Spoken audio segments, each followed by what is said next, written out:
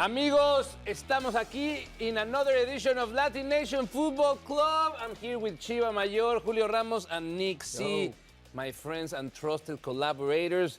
And we are excited because today we're warming up for the next tournament of MLS. That's right, very unique tournament, Nik, because it's right before the World Cup. And we already have so many headlines to cover. And Nik, bittersweets for the Galaxy. Yeah. On one hand, no Ricky Puig. Yes. Injured again. Yes. On the other hand, you bring Klaus, the golden boy from San Luis. The DP comes to Carson. And maybe that sparks a change. A lot of signings this week. Break it down. You guys got some players from the golden years of Kansas City too. Yeah. Exciting? Yeah, I'm excited. You have to be excited after the bad news, right, about Ricky Puig's extended injury time. Is this a replacement? I wouldn't see it that way. The fact that we used DP money, almost $2.5 million cash, boom, smacked it on the table for Klaus. That shows that we're serious about being competitive again, or at least being up there. You know, this season we won it fast. But yeah, it's exciting. Man, now that I think about it, I feel like we haven't had somebody bigger up front who's a threat in the air since like Zlatan. So like for me, it's an exciting addition for Peck, for Paintsil to kind of play up higher in the air, have a target now. And so, yeah, it's exciting. My soul is like destroyed since we won the Cup a few years back. And so it's just been nothing but kind of downhill since then. So I think anything is good news. Right? Now, Chiva. Let's go to the right side of Los Angeles with the black and gold. Some signings today. Raposo signs again a new deal, a player that is undervalued, I think. He had a great tenure in Vancouver, came to LAFC and got a lot of minutes, but he responded when needed.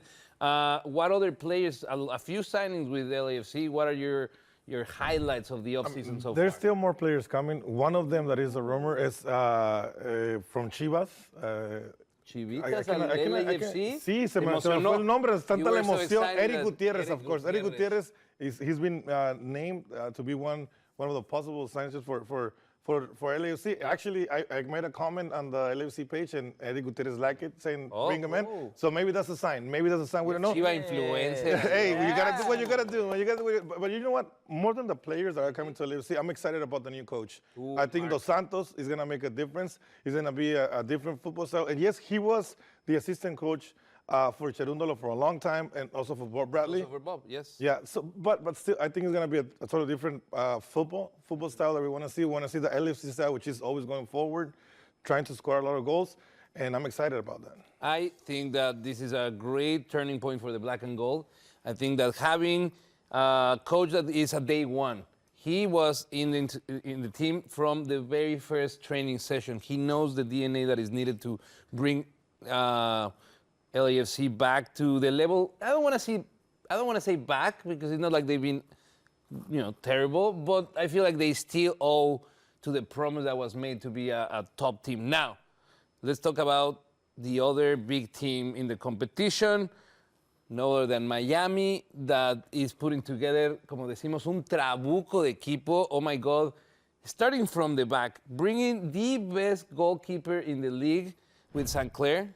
Now, they also bring the best, arguably, one of the best forwards in Liga MX, in Berterame, and in between, a lot of youngsters, and Messi is still playing at a very high level. Chiva, Nik, is Miami the ultimate favorite to win the next season in MLS? I mean, definitely, they have to be one of the main contenders to win the MLS Cup again. I mean, I'm a little upset with Miami because they tried to take Buanga from LAFC, but they didn't have enough money. They're poaching, man. Yes. But Berterame is coming in. I think he's a great player. That is, everybody wants to play with Messi. Yeah. And I think with Messi still having a lot of football in him, we have to be nervous, me as an LAFC fan, and the fact that Miami, they're gonna try to make this generation of winning a lot of titles, and I think they're in the right path with the people that they're bringing in. Yeah, and they're going to surpass LAFC pretty quickly. It's not hard to do in terms of titles. But one thing I want to say, though, Philly, I would put them as another contender out there. Yeah. alongside Miami, Supporter Shield winners last year. Philly's definitely on the map as well. Of course, LAFC up there too.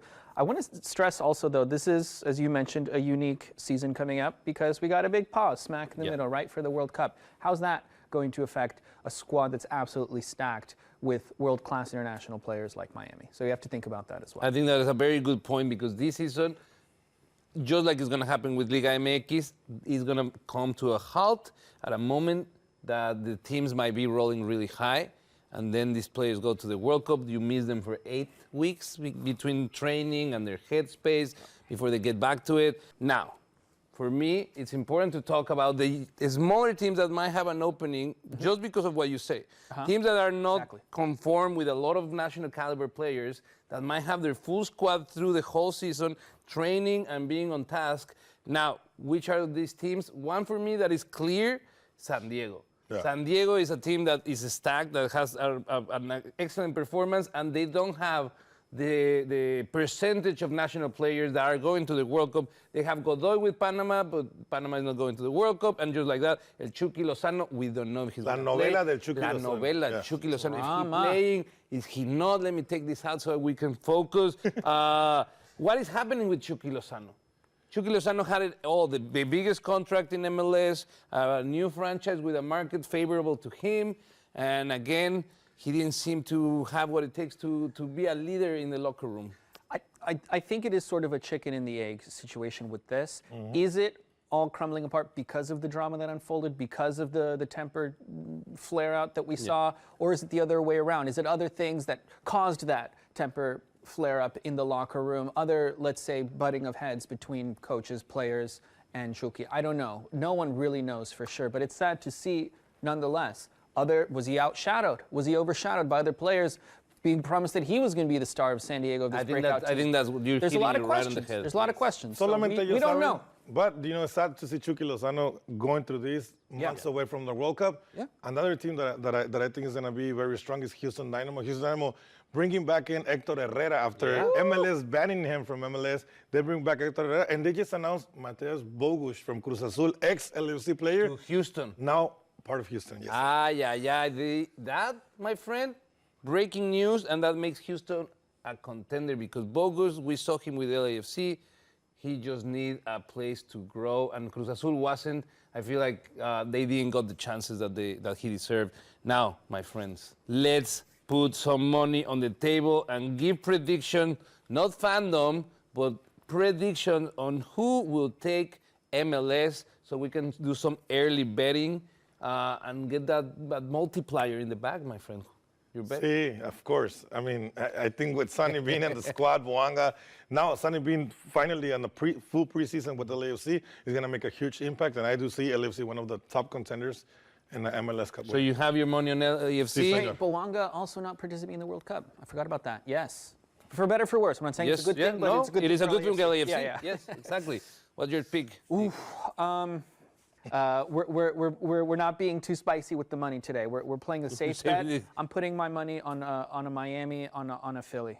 Miami and Philly, the East Coast. Yeah. Either or. Ooh, I'm doing an East Coast thing. Okay. Whitecaps also look out for them. Whitecaps looking for the Whitecaps, yes. Yeah. I'm going to have to say my heart goes with LAFC because I feel like we have a very complete squad, that they have a new mentality with this new coach, but also I want to put some money on Vancouver. I think Vancouver, they have a chip on their shoulder, they have the squad, and just to connect the dots, I think that this new era of Vancouver began when Marc Dos Santos left LAFC and went 2 years to Vancouver and really changed the mentality of that team and set up this new offensive school of thought that we hope is now coming to LAFC, my friends. But it is time for a break. Don't go anywhere. You are watching LatiNation Football Club, and when we come back, we're gonna break down the hottest and most effective Latino players in Europe right now, my friends. We're gonna go down the list,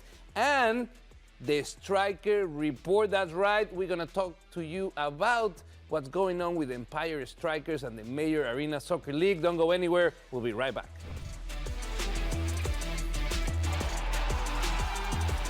Heads or tails? Over or under? Seahawks, Patriots. Don't stress. SportsGrid breaks it all down.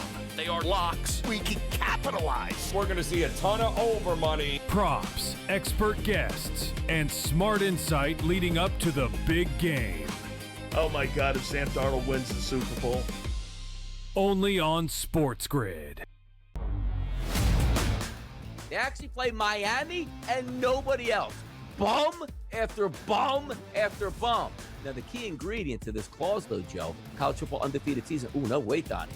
You're undefeated in the regular season. You got to win like 4 games to win that championship. No, you don't. It's regular season. Notre Dame, the kings of duck, and saying, hey, we're going to play the easiest schedule ever. They got it. The Early Line. Only on SportsGrid. They weren't giving it to. Oh, it's a good point. They weren't giving it to Nick Benito. No, but I'm saying Benito's a great player. Yeah. But he's not a household name. Right. You know, you survey 100 NFL or 1,000 NFL fans, they're not picking Nick Benito out of a hat before Myles Garrett and Micah Parsons. Right. And that's, you know, when you get down to this award, that's the problem. Pro Football Today. Only on SportsGrid. February 7th, Xfinity Mobile Arena.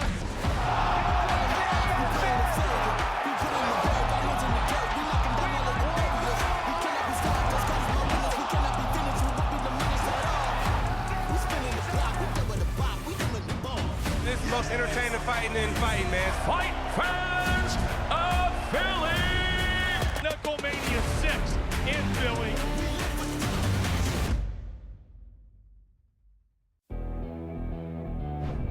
And we are back here on LatiNation Football Club, my friends, and Nik Z to my right, y el brujo Alex Crespo to my left, and we are going to have a moment with all this international football that we've been experiencing, Champions League, the upcoming international windows for the friendlies.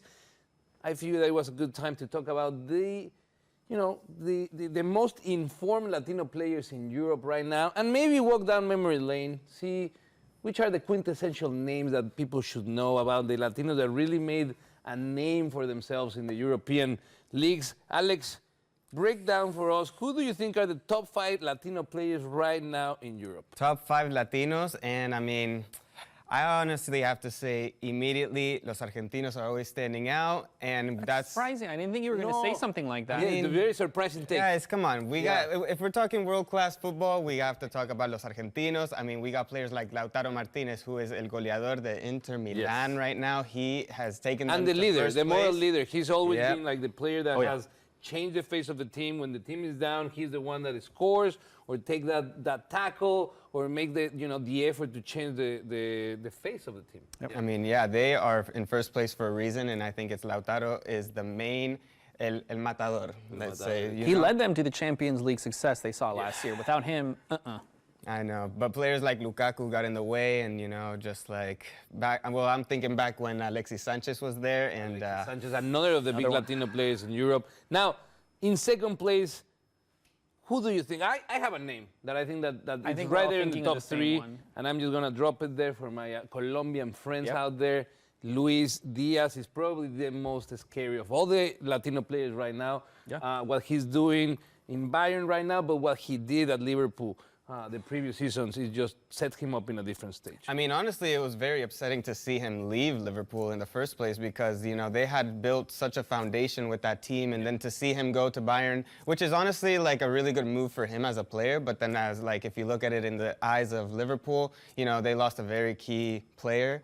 They obviously finished in first place that season, but then now you see that they're like, más o menos. Yeah, but Bayern went ham with the signings, and with Kane and him, it's like, look at them now. That's why they're unstoppable in the Champions League. Talking about Liverpool, we have to mention another name, and I know it's Argentinian, so you're very happy, McAllister. McAllister has also been the heart of that team. I feel like there's a reunion brewing there. McAllister, Xabi Alonso. As soon as Xabi gets a chance to put his signature training behind Liverpool, I think we're going to see a very successful run right there. Let's put another name in the bracket. Nick, any candidates? Let me step outside of the box here for a moment, okay? Because it's not just what's on the pitch that matters. Simeone, an amazing coach. Sorry again, we're keeping it in the South American, But I mean, Argentinian. Simeone is a different breed. As He's a different breed, player but as a and as manager, coach. I just want to say that Latinos are making impacts off the field as well in a managerial sense.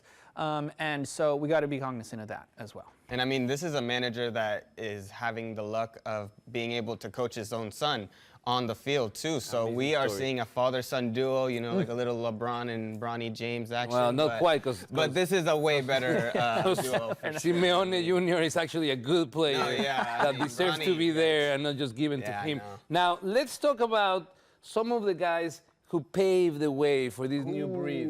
I want to bring some of the names that really, and as a Mexican, I have to bring the very first one that really captured all the headlines, the one that really won the first important records, and that's the one and only Hugo Sánchez de los Pumas. Unfortunately, he never had the success with the national team or with Pumas for that matter, like he did in Spain, right? He had Pichichi with Rayo Vallecano, with Atlético de Madrid, and then several with Real Madrid, really paving the way for the teams to say, hey, wait a minute, Latin Americans can actually be superstars here. And then from there were many to follow, right? Like at the same time, Maradona. El mejor. Su nombre y luego los demás. Nick, another Mexican. I'll give you another Mexican.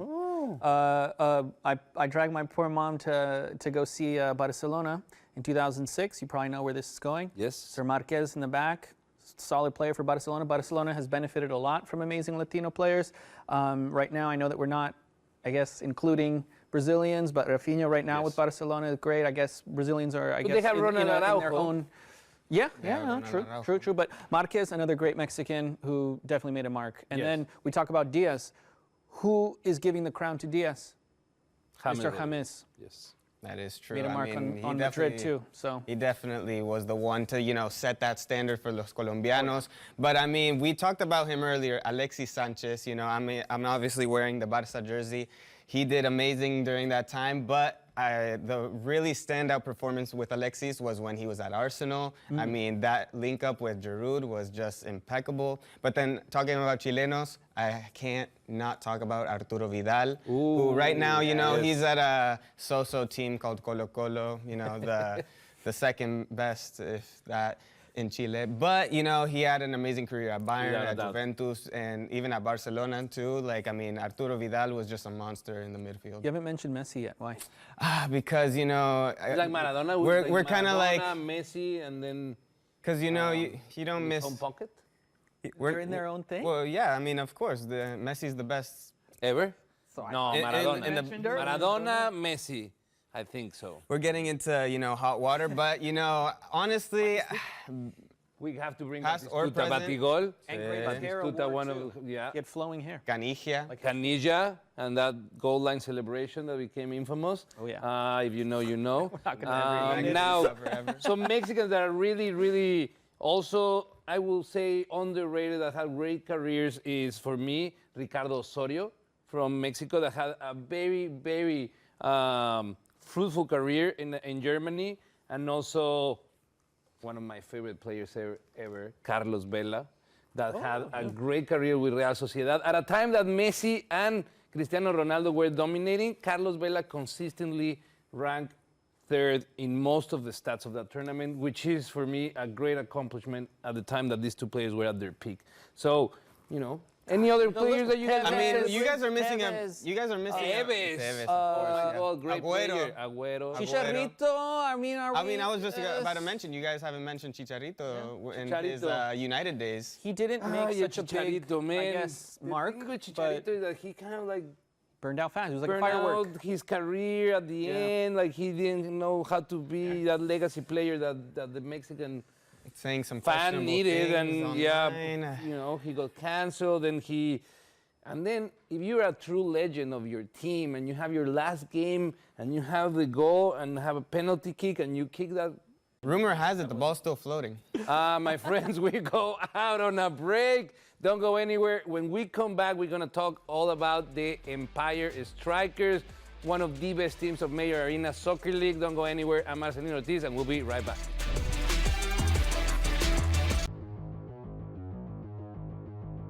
Aaron Judge, no stranger to hitting 60 home runs in a season, but we certainly aren't going to put a FanDuel win total or even DraftKings at 60. So Sam, our producer, set it at 55. Aaron Judge will hit 55-plus home runs this year. You going to buy or sell? All right, Aaron Rodgers here. Oh, there Aaron, he is. What do you think? What do you think, Aaron? Can you hit 55? Aaron Judge, right? Got it in my head here. 55 is asking a lot, Sam. It's asking a lot. He hit 53 last year, 58 the year before, 37, but that was the year he hurt his toe in Dodger Stadium, and then of course 62. I gotta sell this. All right, you're asking for just to be 7 home runs off the record. I mean, no, we can't keep doing this every year here. Plus, he does have an injury history there. Over the last 2 years, he's been completely healthy. I'll just say no. Between possibility of an injury, teams waking up and going, nope, not pitching to him. I'll take the under here. Although as a Yankee fan, he better, because if he don't, Yankees gonna be in a lot of trouble. So I've decided to go by the letter of the law. Sam is not going to like this. Sam is not going to like my answer. Yep. Sam, listen. Sam leaves these little loopholes in the buy or sell. 55 home runs between 55 plus the regular season, postseason, World Baseball Classic, buy. Spring training, buy. Above 55 between spring training, World Baseball Classic, regular season, and postseason. Aaron Judge will hit 55 home runs. He didn't say this season. He didn't say this season. He said this year. The graphic says this year. Fantasy Sports Today. Friday, starting at 3 p.m. Only on SportsGrid.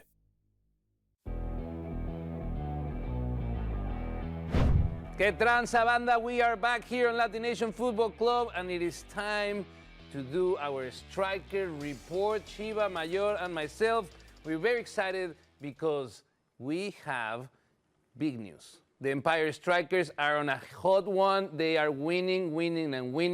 3 wins in a row. The Mayor Arena Soccer League is blowing up. We were able to be in a few of those games. Y mi buen amigo Chiva, it is the play-by-play narrator in Spanish for the Strykers. Déjeme les enseño, por favor, así, por favor. My good friends at Empire Strykers nos mandaron esta bonita bufanda. My friend, tell me, this thing is blowing up. A lot of people are sleeping on Mayor Arena Soccer League. The Strykers are heating up. Please share with everyone, why do we need to make the trek down to the arena, to the Toyota Arena, to watch this great team? There's a lot of reasons why. One of them is very exciting. You know, even my wife that doesn't like soccer, she loves Major Arena Soccer League. She told me that. She's like, bring me to every single game. Anyway, it's very exciting. You're going to see a lot of goals. It's a different football. Like, you blink and there's different players on the field already playing. And the Strikers are actually doing pretty good. You know, they have this, like the Beckham style of MLS, Marco Fabian, with the Strikers, which is, you know, such an amazing football player that has played for Chivas, Cruz Azul, Frankfurt national team, ganador de la medalla de oro olímpica with the national team. But, you know, this type of football is growing a lot in the United States. It's only getting better and better. The arenas are very beautiful. They play at the Toyota Arena, one of the best arenas around the area. And it's getting very exciting because you get also teams from Mexico. Even though this season there's no teams from Mexico, next season there's going to be, I think, up to 3 teams from Mexico: Monterrey, Chihuahua, and maybe Jalisco. But right now the Strikers are doing really good. With the coach Ovasi, a very different style of football. You know, he's a coach that likes to play forward a lot, and he has come to the point that they finally beat the Comets of Kansas for the first time in their franchise history. Oh, amazing. We were there in the game a couple of weeks ago. The environment is great. The game day experience is amazing. Like you said, Marco Fabian is a great leader for this team, but not only inside of the pitch. Also, I saw him take the time to sign autographs and meet people probably for an hour after the game. Everyone that got in line got to have some quality time with Marco Fabian, which for me is a refreshing side that now to see these kids that get to live so close to the action and so fun. Now, tell me, who are some of the main characters that people can get excited about? Who are the players? I know that one of the players that really deserves some props is the goalkeeper. Sí. Oh my God, tell us about the goalkeeper from the Strikers, because he is pura calidad. The beauty about the Strikers is that you have players from all over the world. One of them being Brian Orozco, one of the top goalkeepers in the league. He not only saves a lot of goals, he scores bangers of goals. From Guatemala para el Mundo, Brian Orozco is one of the goalkeepers that Obasi loves to use a lot because he goes up and he takes shots and he has to score a couple of goals this season. We also have Walter Diaz, Mr. Cuba, being hot in the last 3 games, scoring 6 goals in the last 3 games. I mean, it's a kid that is growing in this Major Arena Soccer League, and he scores with the left, with the right. We also have El Mexicano Chavez from El Paso, Texas, but he was in Chihuahua. Paul Hernandez from Tijuana. Stinson, one of the best players. We call him El Maguito Stinson, the number 10 of the Empire Strykers. And then we got Palmer, our captain, one of the best defenders in Major Arena Soccer League from Jamaica para el Mundo. So, I mean, it's a little bit of everything. You're going to see a lot of different faces, different countries represented, and that's why you should go and see the Strikers. Now, some very, very exciting things are happening around Major Arena Soccer League. Why it's so important that this league exists? Because I see one thing that I really love is how many opportunities to up-and-coming players they are providing. A lot of these players are finding their second chance in the Strikers. Talk to me about the player development that happens with Major Arena Soccer League. I mean, the beauty of this is that there's a lot of players that instead of playing in La Talache, where they make good money, they come and play at a professional level and professional arena and this type of football, 6 versus 6. I mean, we have players, Blas Perez was part of this, Ayobi was part of this, and then we got youngsters that maybe they didn't have the chance with Cholos, because we have, Cholos even from MLS next. And this is exciting to see. This is a second chance for them. A totally different football, but they're very excited because at the end of the day, football is football. Chiva, please invite our people to go. When is the next big match? When do we need to be there and support what's happening with the Strikers? Next game is going to be February 5th. I think it's against the Waves. Now, we are the only MASL team that has los partidos en español. Every single match, home match from the Empire Strykers, you can check them out on MASL TV and YouTube. Todos los partidos con el Chapín de Oro, Pablo Morales y un servidor. And don't miss the next game. February 5th is gonna be fun. Gracias, Chiva, for the Striker report. And you at home, thank you for choosing to be here with us at LatiNation Football Club. Week after week, we try to bring you the very best analysis, el mejor chisme, los mejores bromas, all around the sport that we all love, football, fuchibol, catenacho, panball, cascarita, no matter how you call it, we have it here. And we'll be right back next week with more. I'm Marcelino Ortiz, and I'll see you next week.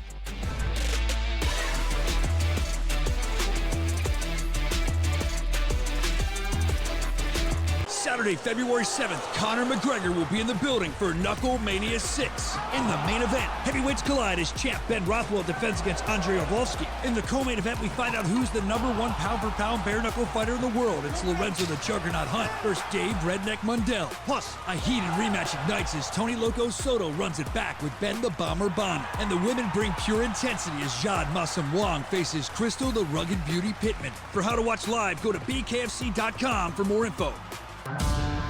How about selling it to a minority ownership group that could show the NFL is moving in the right direction? Hey, it's one thing to talk about black coaches in the National Football League. It's one thing to talk about black general managers. It's another thing to start talking about a minority owner owning the football team. Outspoken with Dan Cilio. Only on SportsGrid. Gosh, I really do like the storylines with these open field events. Like I want us to expand these signature events to bigger fields because I really do like the Joel Damon story, the Andrew Putnam story. It's part of the PGA Tour and what makes it so good. So I don't know where they're going to eventually end up on all of this. The Smiley Show, only on SportsGrid. They cheated. No, they're not saying that. Well, they're not, but they're not really giving a reason on Kraft. The only two of the voters I've seen, maybe it's more, came out and said why they didn't vote for him. And they said, I'm limited to 3 votes. Yeah. And I will always pick a player over a coach or an owner. Right. By the way, I appreciate that. Yeah. Because that's the guy saying, I'm not afraid of you knowing who I picked. I'm going to tell you why I picked him. The Craig Carton Show, only on SportsGrid.